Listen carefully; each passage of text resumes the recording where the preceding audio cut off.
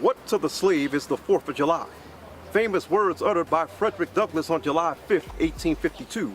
We are here in Anacostia, Washington, D.C. at his home, where tours are often given for individuals who wish to get a general understanding of Mr. Douglass's life's work and his role in American history as well as in world history.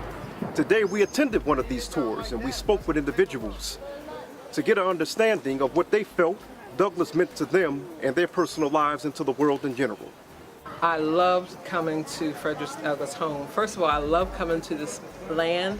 I think it's beautiful, it's inspiring. I love the magnolia trees and the magnolia blossoms, but I also love what he stood for. And on July 4th, this is the only thing I'm going to do, because I think his speech to what is the slave is the 4th of July, I think it's so pertinent still today. So I need to reconnect with that message each year. And if I know people who are doing reenactments, I'm there. This year I wanted to come here to this historic place for this historic reason and share with others, really, for this very important and pertinent speech, even now in 2017. Well, it's a pleasure being here today, getting an actual reaccounting of Frederick Douglass. I'm in love with Frederick Douglass and his works. Frederick Douglass, by today's youthful standards, was balling out of control. He made a lot of money because he was wise in the game of literary science. He owned his own publishing company. He didn't only write his own books, but he wrote journals. He published his own journal. He published his own newspaper.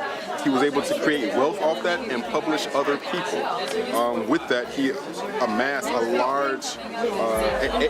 lot of acreage here in D.C. You can't even do that today.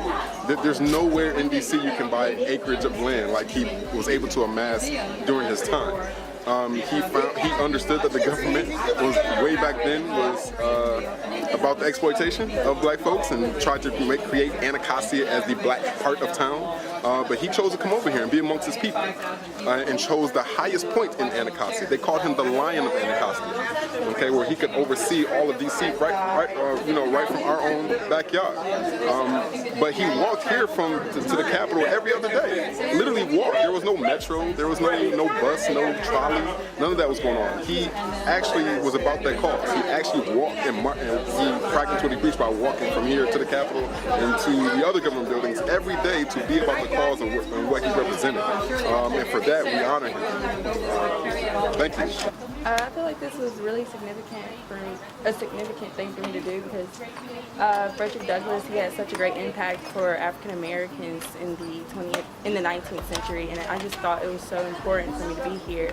You know, seeing how he lived, especially being a black man in America in that time, in such a beautiful house, is just something really to think about, like a different perspective, not just slavery. You know, somebody who actually had power in this country, like as a marshal. You know, so I just think this is really important, even like for all young people. I think they should all try to tour this house or anything that has black people in a great standing in the history of this country, to show that even though we came through such trials, you know, we can always triumph. We can always be better and greater.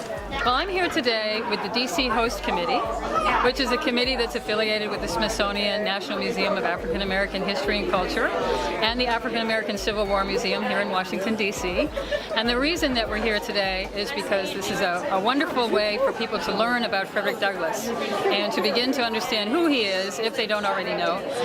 As we get closer to the bicentennial of his birthday, which will be this coming Black History Month in February, on February 14th, because he was born February 14th, 1818, or at least that's the birthday that he chose to use as his birthday, and it will be celebrated this year in February 2018 as his 200th bicentennial birthday. So we look forward to that. We think Black history is everyone's history, and I myself am a volunteer with the DC Host Committee, and there are many volunteers from many different sectors, many different churches.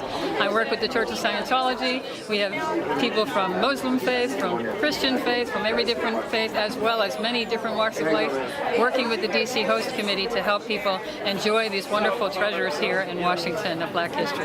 Yeah, I think this year, like all years, it's important to really take a look at Frederick Douglass's speech, because I believe that a lot of the themes can parallel to today, even though it's the 21st century.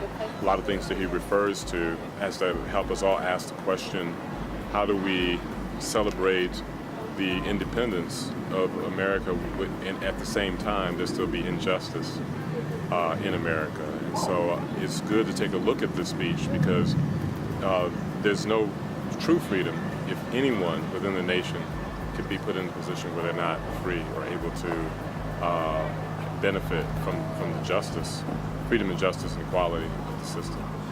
In Washington, D.C., Doshon Farad, YourBlackWorld.com.